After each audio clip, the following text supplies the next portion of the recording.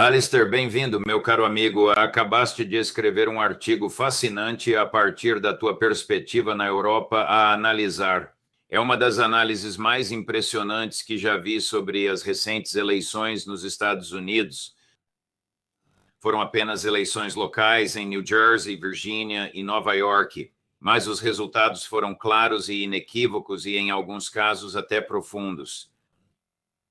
O movimento MAGA encontra-se dividido. Está fragmentado entre correntes pró-sionistas e aquelas que não são pró-sionistas. O Estado profundo, evidentemente, deseja que o presidente permaneça pró-sionista e pró-Ucrânia. Como está a interpretar esta situação? O que é que a sua intuição lhe sugere? Acredito que, embora o movimento MAGA esteja na linha da frente dessa questão, o MAGA está profundamente indignado, especialmente em relação ao assassinato de Charlie Kirk e ao que eles percebem, correta ou incorretamente, como a ocultação por parte do FBI sobre quem foi o responsável por esse ato. Pelo assassinato e posteriormente voltam-se para, dessa maneira, eles consideram Patrick e um Kesh Patel como sendo, em essência, responsáveis por este encobrimento e estão extremamente irritados com isso, alinhando-o com queixas anteriores sobre a falta de transparência em relação a Epstein. E isso também é percebido como uma maneira de se desejar encobrimento. Contudo, o que realmente importa aqui, eu mesmo. Embora possamos destacar a atenção para o movimento MAGA e o que ocorreu no MAGA, a questão impacta verdadeiramente toda a demografia dos jovens entre os 20 e os 35 anos, que percebem um futuro bastante limitado e estão a tornar-se progressivamente mais radicais e frustrados com a ausência de perspectivas para si mesmos. E pode observar-se isto de maneira bastante dramática nas perspectivas de emprego. Eu incluí nesse artigo um gráfico que demonstra que, enquanto os mercados têm crescido aproximadamente 70%, com o índice S&P a subir e o mercado de ações a disparar e as pessoas a ganharem consideravelmente mais dinheiro, o que se verifica é uma redução de 30% nos empregos e o gráfico segue dessa forma, por assim dizer, para o mercado quase exponencialmente para cima e depois para baixo nas ofertas de emprego, sendo especialmente os jovens de 25 a 35 anos que estão a sofrer com estas oportunidades de emprego e eles não veem uma solução.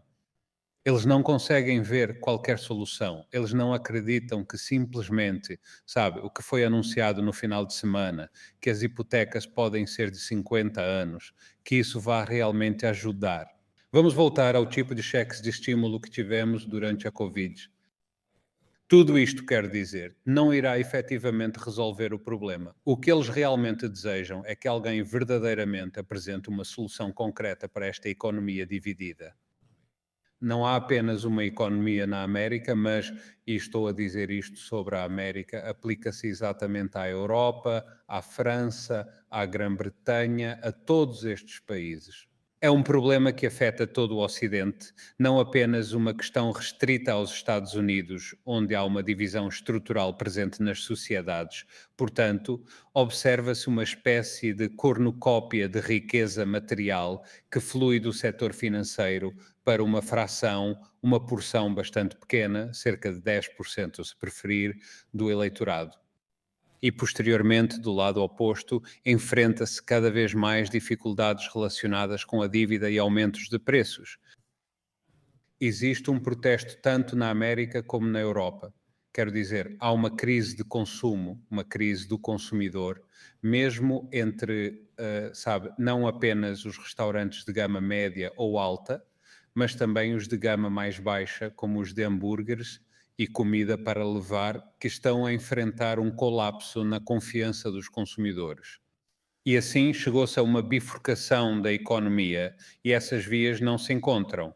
E a única solução para esta situação é oferecer aquilo que o partido possa propor como resposta fundamental e essencial. Os jovens querem habitação, cuidados de saúde, escolas, todas essas coisas, e olho para as últimas estatísticas que eu acho que são realmente, quero dizer, muito impressionantes, que para um jovem americano agora, a idade em que pode, pela primeira vez, ter condições de possuir a sua própria casa ou, se preferir, mudar-se para uma casa é aos 38 anos. Uau!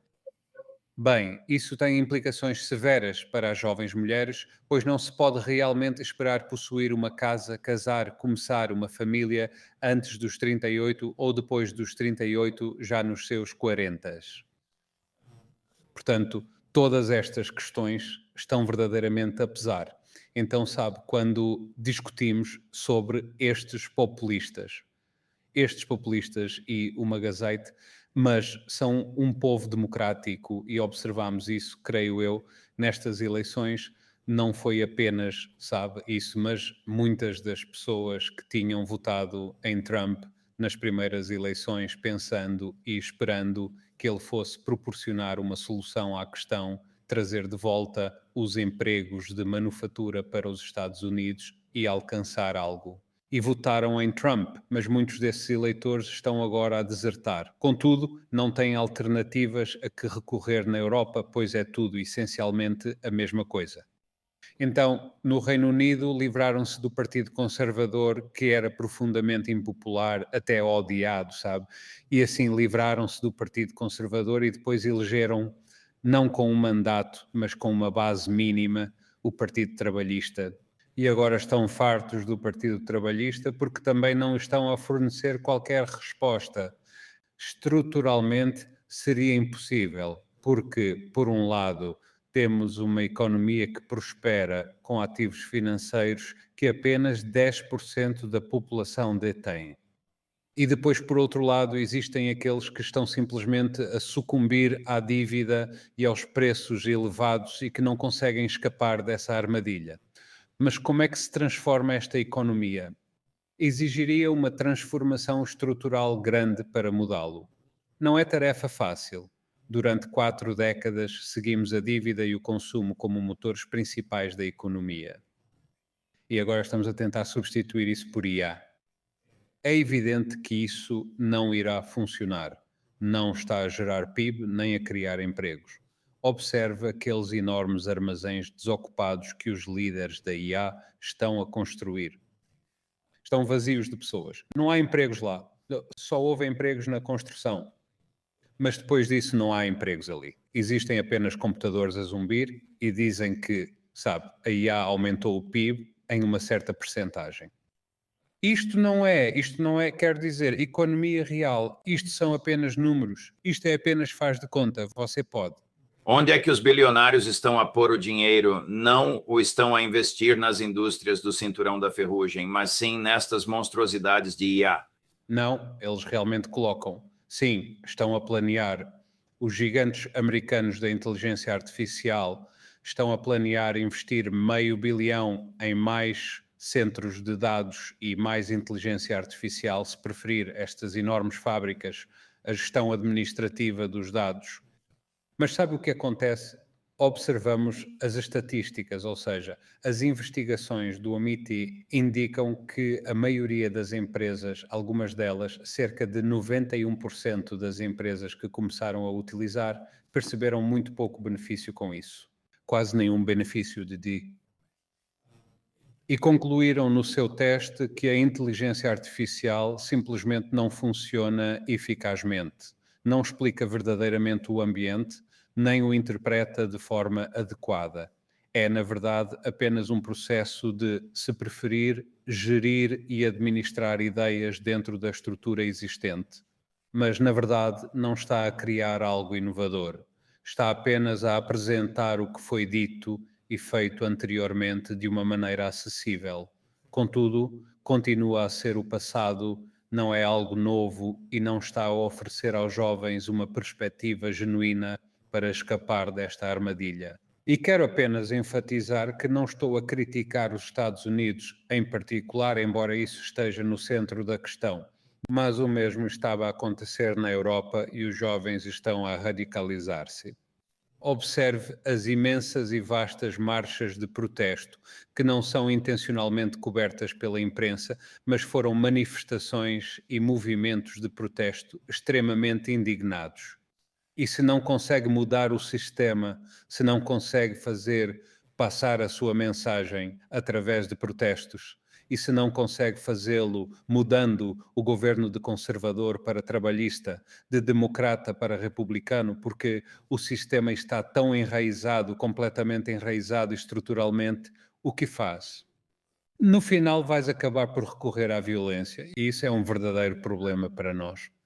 As manifestações anti-establishment na Europa são, de forma semelhante a muitas nos Estados Unidos da América, de uma natureza sionismo, ou sim, consideravelmente mesmo. Quer dizer, eles realmente abordaram isso porque houve uma manifestação e uma celebração e os cantores continuavam a falar sobre morte, morte ao IDF. E isso foi inteiramente adotado por todo o grupo, quer dizer, uma linguagem extremamente intensa está a emergir devido ao que aconteceu em Gaza. Mas, além disso, também sublinho o antagonismo em relação a Washington pelo que é percebido por estes manifestantes em locais como o Reino Unido, mas em toda a Europa, como a incapacidade tanto da Europa como de Washington de tomarem medidas sobre o genocídio, de facto, de o facilitarem e colaborarem com ele. Existe uma raiva considerável em relação aos estabelecimentos na Europa e em Washington, especialmente em relação ao Sr. Trump, devido à sua estreita associação com Netanyahu. Se você ficar numa esquina em Londres, em cima de uma caixa de sabão ou de outra forma chamar a atenção para si mesmo, não sei se ainda existem caixas de sabão e disser morte, morte ao IDF ou acenar com uma bandeira palestiniana, será preso? Irá para a prisão. Irá definitivamente para a prisão. Vais preso por isso, sim. Estou absolutamente convicto de que irão deter aquelas pessoas que estavam a entoar cânticos e, se tiverem a possibilidade, irão tentar fazê-lo. Quero dizer, tal como detiveram quero dizer, centenas, creio eu, milhares de manifestantes que ergueram cartazes declarando o seu apoio à Palestina e a sua oposição ao genocídio. E as forças policiais tiveram de proceder dessa forma porque afirmam que a ação palestiniana é considerada uma organização terrorista e, consequentemente, detiveram muitos deles. Quero dizer, era como uma espécie de extensa linha de montagem organizada pelas autoridades policiais para deter senhoras de idade avançada, clérigos nas igrejas, pessoas idosas, reformados. Todos foram detidos e levados pelas forças policiais por manifestarem-se contra o genocídio e por expressarem o seu apoio à ação palestiniana. Isso não pode durar muito mais tempo. Quer dizer, do que é que o governo tem medo? Isto é apenas discurso, não é violência, é pura expressão, é discurso político. Na América, teoricamente, é a forma de expressão mais protegida que temos. A fundamentação jurídica na Europa é que isto constitui discurso de ódio e, consequentemente, aproxima-se de um crime, sendo efetivamente um crime. E que grupos que apoiam, quero dizer, o apoio à ação pela Palestina, que eu digo, quero dizer, pode-se ver, há pessoas em cadeiras de rodas sendo levadas para lá, idosos com os seus, sabe, com os seus andadores a passear, pessoas da igreja, todos eles foram presos uma vez por dizerem que apoiavam a Palestina e foram detidos e formalmente acusados. Não acredito que consigam prender a todos. Mas alguns estão a ser presos pelo que dizem, mas quer dizer, simplesmente não é possível gerir isso. Os tribunais estão a colapsar sob a pressão. Na sua perspectiva, Donald Trump tem a liberdade para deixar de ser um fervoroso sionista? Não, eu não acho que ele seja. Acredito que ele seja, de facto, completamente um prisioneiro dos seus financiadores. Mas eu diria, sabe, com a síndrome de Estocolmo, quero dizer, não acredito que ele tenha realmente lutado muito contra isso. Quero dizer, é isso que, sabe, está a entusiasmar as pessoas do movimento MAGA. Entendo.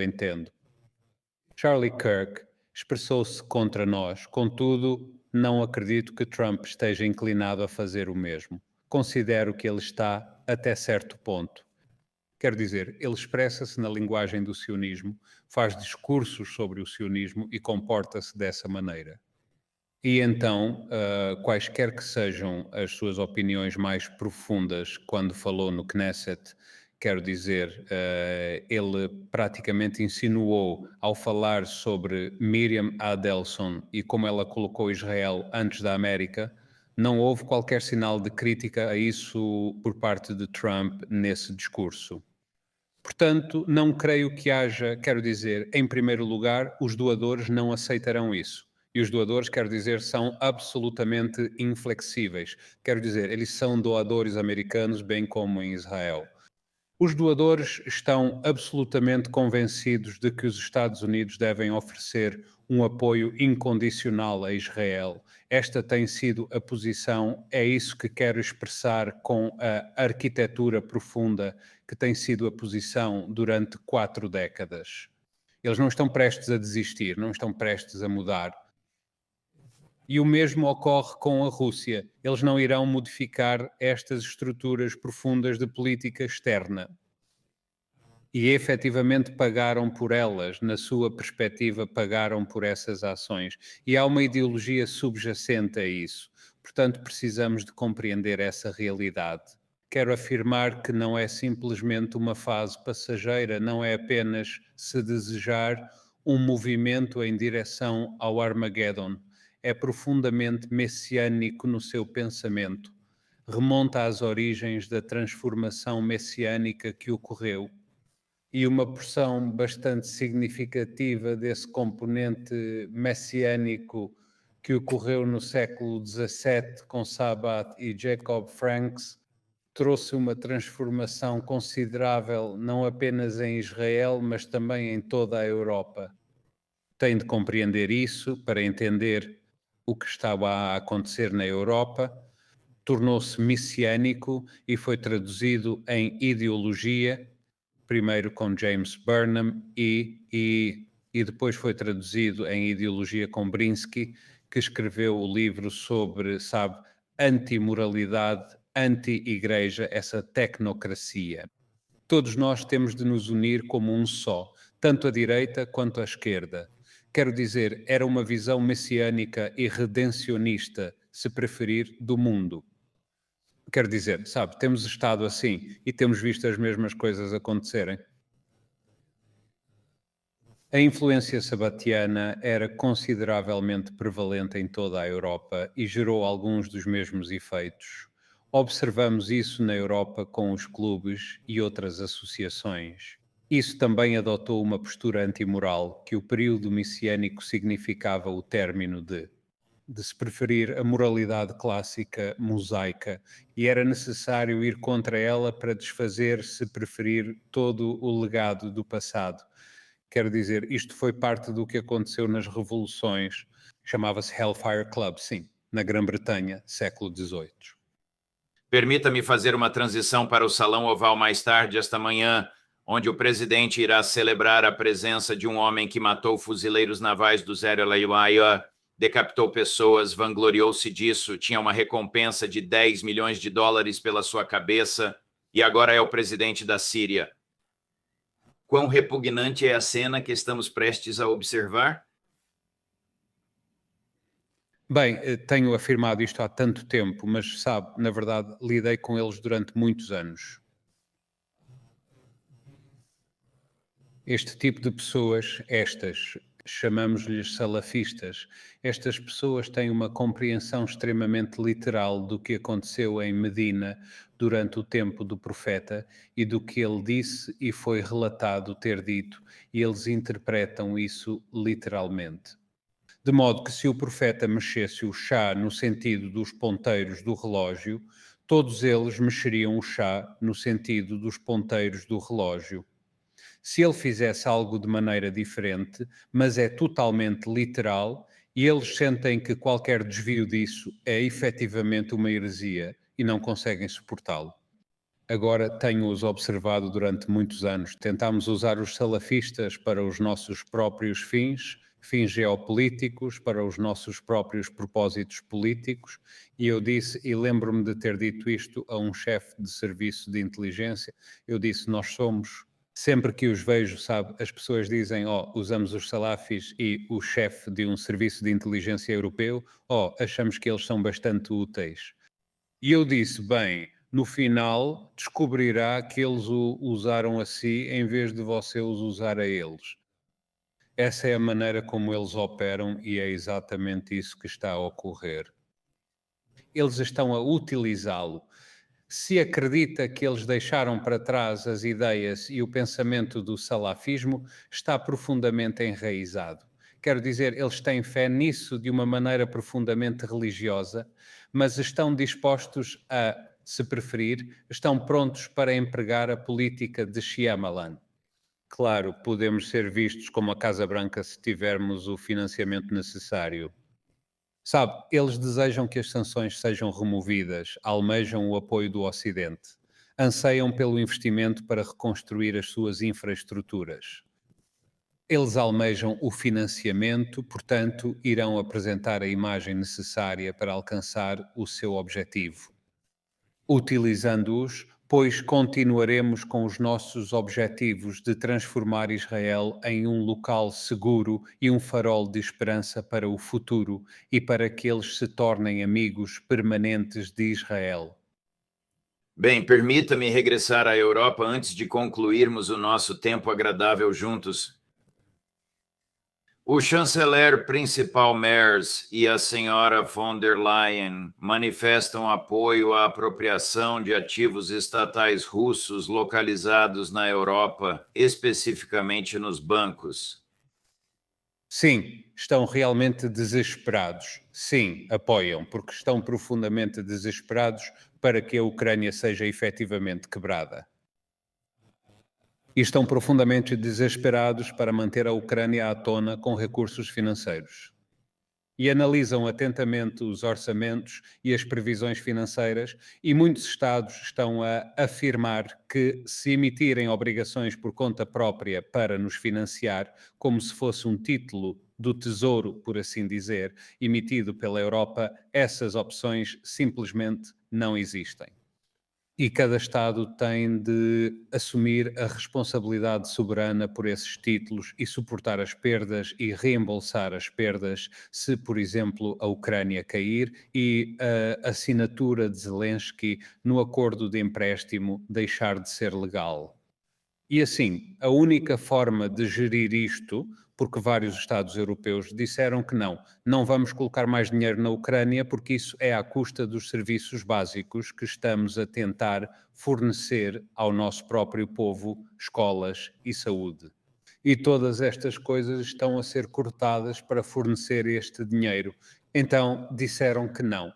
Assim, a União Europeia, ou pelo menos algumas partes dela, nomeadamente a Comissão e a Alemanha em particular, estão a dizer, bem, vamos simplesmente pegar nos ativos russos congelados, roubá-los e usá-los. E, sabe, vamos conceder isso, vamos oferecê-lo como um empréstimo à Ucrânia, mas nunca esperamos que nos seja reembolsado. Contudo, posteriormente, a Bélgica poderá ser significativamente afetada por processos judiciais, bem como por reivindicações legais contra o país devido a esta decisão. Estes estavam em depósito com uma empresa na Bélgica chamada Euroclear e pode ser tomada ação legal contra ela na Bélgica ou pode ser tomada contra a Euroclear no estrangeiro. E a Bélgica teria de suportar o custo disto. Estamos a falar de muito dinheiro. Que bagunça. Alistair, obrigado. Obrigado pela sua análise, sempre profunda e ponderada. Sei que vai viajar em breve, mas esperamos vê-lo na próxima semana. Tudo de bom, amigo, e boa viagem. Muito obrigado. Até para a semana.